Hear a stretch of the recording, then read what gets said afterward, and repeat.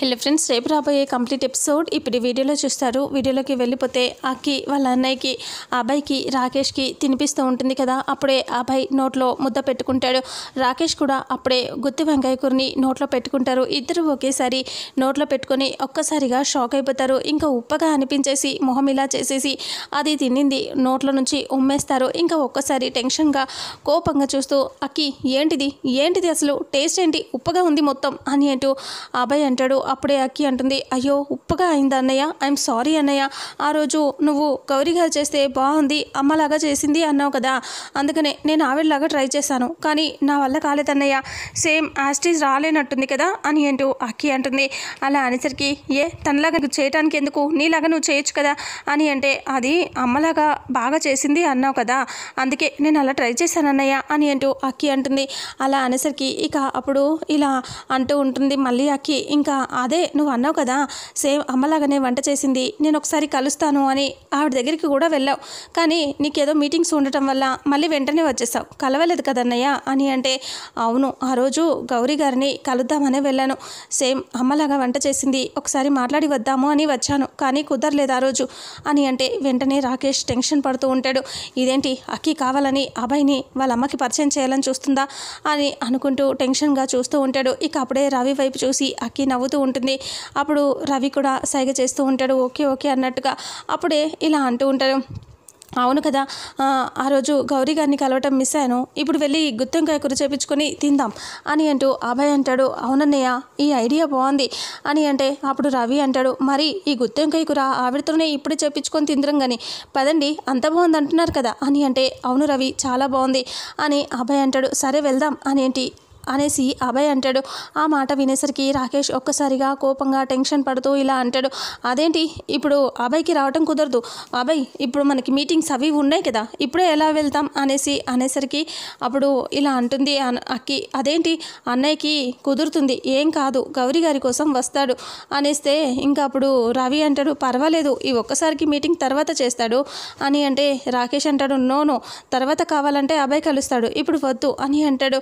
ఆ మాట వినేసరికి అప్పుడు అభయ్ అంటాడు, సరేలే ఎప్పుడైనా కలుద్దామంటే, అమ్మ గుర్తొచ్చినప్పుడు దానికంటే ఎక్కువేముంటుంది అని రవి అంటాడు.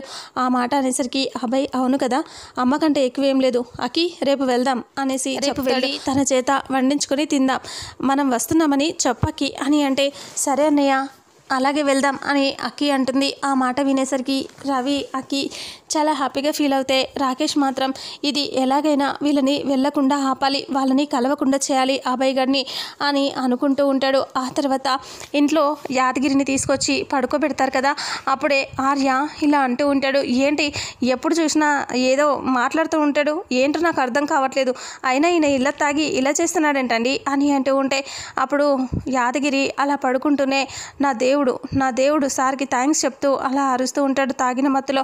అప్పుడే జ్యోతితో అంటాడు, ఏం మాట్లాడుతున్నారు, ఈయన ఎప్పుడు ఏం మాట్లాడతారో తెలియట్లేదు, సారు అంటాడు, మేడం అంటాడు, దేవుడు అంటాడు, ఏంటి అసలు అని అంటే, అప్పుడు జ్యోతి అంటుంది, అయినా మీరు ఎందుకు తాగారండి, మీరు తాగనని మాటిచ్చారు కదా, మరి ఎందుకు తాగారు అని జ్యోతి అంటే, యాదగిరి అంటాడు, ఆ రోజు నా దేవుడు తాగొద్దు అని చెప్పాడు, అందుకే తాగటం ఆపేశాను, అదే దేవుడు ఈరోజు తాగమని చెప్పాడు, అందుకే తాగాను అని యాదగిరి అంటాడు. ఆ మాట వినేసరికి ఆర్య అంటాడు, అదే శంకర్ అంటాడు, అసలు ఏంటండి దేవుడు అంటాడు, అసలు ఎవరా దేవుడు అని అంటూ ఆర్య అంటాడు. అలా అనేసరికి యాదగిరి అంటాడు, ఆయనే ఆర్యవర్ధన్ మీరే సార్ మీరే అని అంటూ చెప్తూ ఉంటాడు. ఆర్య అంటాడు, అదేంటి నేను ఆర్యవర్ధన్ ఏంటి, అసలు ఆర్యవర్ధన్ నేను అంటాడు, ఒకసారి సారు అంటాడు, మేడం అంటాడు, ఏం మాట్లాడుతున్నారో నాకు తెలియట్లేదు, ఒకసారి మీరైనా క్లియర్గా చెప్పండి అని జ్యోతితో అంటే, జ్యోతి ఇలా అంటుంది, అయ్యయ్యో నన్ను ఇలా నిజం అడిగేస్తే ఎలా, నేను చెప్పేస్తాను అని అంటూ జ్యోతి అంటుంది. నేను కూడా అదే కదా చెప్తున్నాను, మీరు నిజం చెప్పమనే చెప్తున్నానండి, అసలు ఏం చెప్తున్నాడు ఈయన, అసలు ఆ మాటలకు అర్థం ఏంటో నాకు ఎంత తలపీకున్నా అర్థం కావట్లే, చెప్పండి మీరు అని అంటూ ఉంటే, జ్యోతి అది మీరు గత జన్మ గురించి విన్నారా అని అడిగితే, విన్నాను, సినిమాలో చూస్తాం కదా మళ్ళీ పుట్టారని అని అంటూ ఆర్య అంటాడు. అలాంటిదే ఇప్పుడు మీరు అని చెప్పబోతూ ఉండగానే రవి వచ్చి గట్టిగా అరుస్తాడు, అమ్మ అని చెప్పి చెప్పేసి అలా అరిచేసరికి ఇక అప్పుడే అందరూ అలా చూస్తారు. రవి వచ్చి ఏం మాట్లాడుతున్నావమ్మా, ఇప్పుడు ఆ డిస్కషన్ అవసరమా? నాన్న చూడు ఎలా తాగున్నారో, తీసుకురాపో మజ్జిగ తీసుకొచ్చి నాన్నని ఎలాగోలాగా పడుకోబెట్టు అని రవి అంటాడు. ఆ మాటలు వినేసరికి జ్యోతి సరే సరే అనేసి వెళ్ళిపోతుంది. అప్పుడు ఆర్య అంటాడు, ఏంటి రవి మధ్యలో డిస్టర్బ్ చేసావు, కొంచెం అయితే ఏదో చెప్పుండేవాళ్ళు కదా అంటే అదంతా ఏమీ లేదు, ఆయన అలా మాట్లాడతారు అంతే, ఆ ఆర్యవర్ధన్ మీద అభిమానంతో అలా చెప్తారు అంతేకాని మీరేం పట్టించుకోకండి అని అంటూ రవి అంటాడు.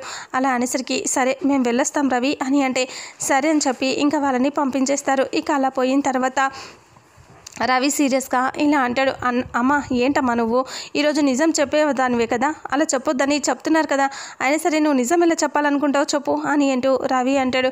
అప్పుడే చూడు నాన్ననేమో ఇలా అయిపోయాడు, నువ్వేమో నిజం చెప్పబోతున్నావు, నాకేమీ అర్థం కావట్లేదు మీది అని అంటే అప్పుడు సరే సరే నేను చూసుకుంటాను నువ్వు వెళ్ళరా అని అంటే రవి వెళ్ళబోతూ ఉండగానే యాదగిరి ఇలా అంటూ ఉంటాడు, అయ్యయ్యో వాళ్ళు వెళ్ళిపోయారా, మా సార్ వాళ్ళు వెళ్ళిపోయారా అని అంటూ మత్తుగా అలా అంటూ ఉంటే జ్యోతి అంటుంది, వెళ్ళిపోయారు పడుకోండి రేపు కలుద్దురు కానీ అని అంటూ ఈ మజ్జిగ తాగండి ఫస్ట్ మజ్జిగ తాగండి అని తాగిస్తూ ఉంటే అప్పుడే ఇలా అంటూ ఉంటాడు తాగకుండా, రవిగాడు ఇక్కడే, జ్యోతి నువ్వు అన్న రవిగాడన్న నాకు ప్రాణమే, వాడంటే నాకు చాలా ఇష్టం, వాడిని ఎక్కడ చెడిపోతాడో ఎక్కడ మాట వినకుండా నా మాట దాటిచ్చి నా పెక్కు చెడ్డ పేరు తెస్తాడో అని భయంతో వాడిని తిడతానే, వాడంటే నాకు చాలా ఇష్టమే, నాకు ఇంకెవరున్నారు నువ్వు వాడు తప్ప, మీరిద్దరూ బాగుండాలి, మీ ఇద్దరు బాగుండాలనే నా బాధ, మీ ఇద్దరు వాడైతే ఇంకా ఎక్కడ నాశనం అవ్వద్దు, వాడు మంచి పేరు తెచ్చుకోవాలి, అందుకనే వాడిని తిడుతూ ఉంటాను, కోపంతో కాదు వాడి మీద ప్రేమతోనే అరుస్తాను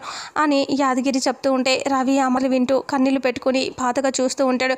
జ్యోతి కూడా కన్నీళ్లు పెట్టుకుంటూ ఉంటుంది. యాదగిరి ఇలా అంటాడు, అవునే వాడు గొప్ప అంటే చాలా గొప్పోడు అవ్వాలి, అలాగే అందరూ యాదగిరి కొడుకు రవి అనొద్దు, రవి తండ్రి యాదగిరి అని చెప్పాలి, అంత గొప్పవాడు అవ్వాలి నా కొడుకు అని అంటూ పొగిడేస్తూ ఉంటాడు. ఇక అప్పుడే రవి రానానా అని అంటూనే పడుకుండిపోతూ ఉంటాడు. అప్పుడే రవి వచ్చి అలా వస్తూ ఉంటే జ్యోతి వెనక్కి తిరిగి ఏడుస్తూ కన్నులు తుడుచుకుంటూ వెళ్ళబోతే రవి రాగానే రవిని చూస్తూ పదనన్న పడుకుందు అంటే ఒక్క నిమిషం అమ్మ అని యాదగిరి దగ్గరికి వచ్చి చేతి పట్టుకొని అలా బాధగా వాళ్ళ నాన్న వైపు చూస్తూ భుజం మీద చేయి పెట్టి ఇంకా అలా చూసి రవి వెళ్ళిపోతాడు. ఆ తర్వాత యాదగిరి పడుకుండిపోతారు. ఇక మరుసటి రోజు ఉదయాన్నే అను వాళ్ళ ఇంటి ముందు ముగ్గులు వేస్తూ ఉంటారు. అది చూసి ఇల్లు ఇప్పుడే పెళ్ళికలా వచ్చేసిందక్క, చాలా బాగున్నాయి ముగ్గులు అని అంటూ వాళ్ళ చెల్లెళ్ళు అను వాళ్ళు ముగ్గులు వేస్తూ ఉంటే ఆర్య వాళ్ళ తమ్ముళ్ళు బయటికి వస్తారు.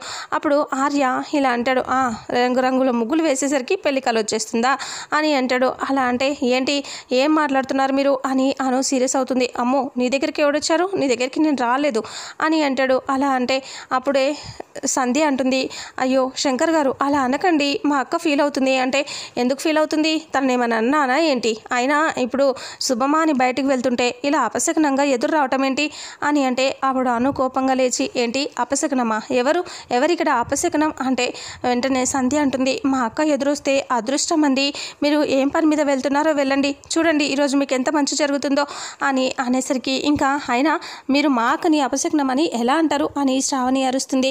ఇక అప్పుడే అను కూడా గొడవ చేసేస్తూ ఉంటుంది. ఆర్య వాళ్ళకు తగ్గట్టుగా అరిచేస్తూ ఉంటాడు. ఇక వెంటనే ఇలా అంటూ ఉంటుంది, చూడు మా ముగ్గు దాటి వెళ్ళారు అంటే ఊరుకోను, ముగ్గుని తొక్కకుండా వెళ్ళాలి అంటే ఆ ముగ్గుని తొక్కకుండా ఎలా వెళ్తాము, నడి రోడ్లో వేసి నడిచే దారిలో వేసి ఎలా వెళ్ళకుండా ఉంటాం మేము అని అంటాడు.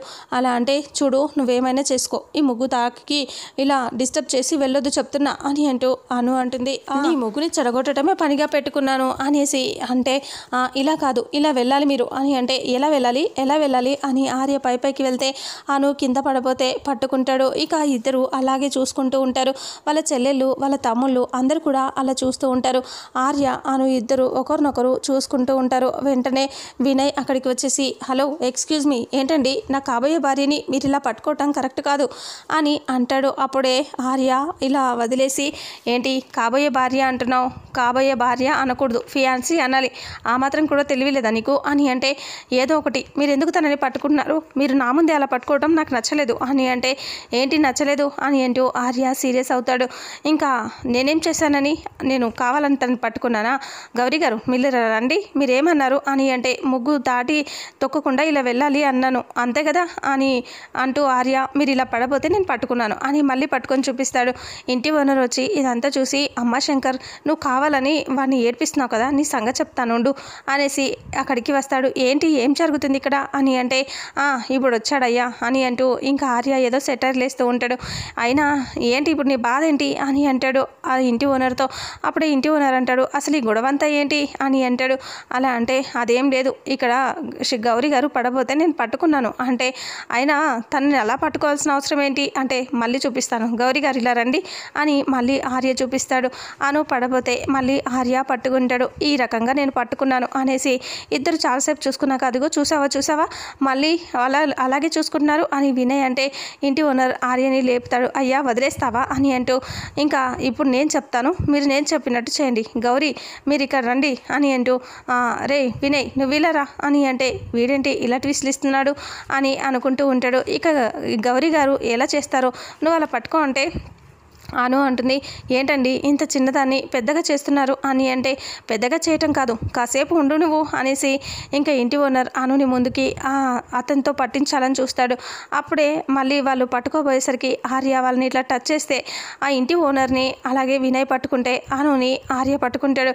వాళ్ళు అలా పట్టుకున్న తర్వాత ఇంకా ఆర్య అలా చూస్తూ ఉంటాడు. ఇక వెయిట్ భరించలేక ఇంటి ఓనర్ వెళ్ళి వినయ్ మీద పడిపోతాడు. వాళ్ళిద్దరు పడగానే అనుని వదిలేసి ఆర్య వాళ్ళిద్దరి మీద పడి గట్టిగా నలిపేస్తాడు వాళ్ళిద్దరిని. అప్పుడే లేవు అని చెప్పి శంకర్ లే అని అంటూ అరుస్తూ ఉంటాడు ఇంటి ఓనర్. ఇక వాళ్ళని గట్టిగా నలిపేసి పైకి లేస్తాడు ఆర్య. లేచేసరికి ఇంకా అప్పుడు వాళ్ళిద్దరూ కింద ఉండటంతో వాళ్ళు కూడా పైకి లేస్తారు. ఏంటి మమ్మల్ని చంపేస్తావా ఏంటి అని అంటూ ఉంటే మిమ్మల్ని చంపుతానా నేను అని అంటూ మీరే కదా పడ్డారు, మీరు ఎలా పడ్డారో మీ మీద నేను పడిపోయాను అని అంటూ ఆర్య తికమకగా సమాధానం చెప్తూ ఉంటాడు. ఇంటి ఓనర్ ఫేస్ చూసి మొహం పట్టుకొని నీ మొహం ఏంటి ఇలా కందిపోయింది, ఎవడేం చేశారు నిన్ను అని అంటాడు. నన్ను ఎవడేం చేస్తాడు, నన్ను ఎవడేం చేయలే అని అంటూ ఓనర్ అంటాడు.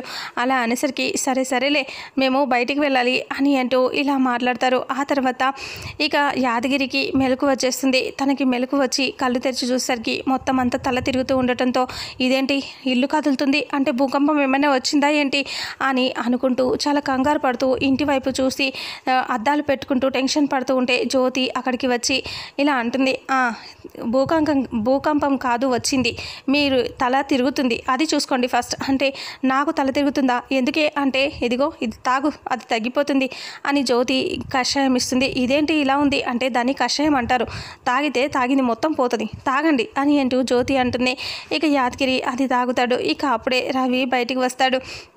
అప్పుడు రాగానే ఏం జరిగిందే రాత్రి, నేను ఏమైనా చేశానా ఏమైనా చెప్పానా అంటే రవి సీరియస్గా వచ్చి చెప్పేవాడివి కొంచెంలో నువ్వు ఆగిపోయావు, అమ్మ మొదలుపెట్టింది అని అంటే చెప్పేసిందా నాకు తెలుసు, ఇది ఛాన్స్ దొరికితే చెప్పేసిందని నాకు తెలుసు, ఇది మొత్తం చెప్పేసిందా అని అరుస్తూ ఉంటే ఇంకా అప్పుడే ఇలా అంటూ ఉంటాడు. లేదు చెప్పలేదు, నేనే వచ్చి కవర్ చేశా, లేదంటే చివర్లో చెప్పేసేది అని అంటే ఇంకా అమ్మయ్య బతికించవరా చెప్పకుండా అని అంటే అసలు ఏంటి మీరు ఇలా తాగటం ఏంటి ఇలా చెప్పటం ఏంటి, అసలు మీరిద్దరు ఏం చేస్తున్నారో మీకు అర్థమవుతుందా అని రవి సీరియస్ అవుతాడు.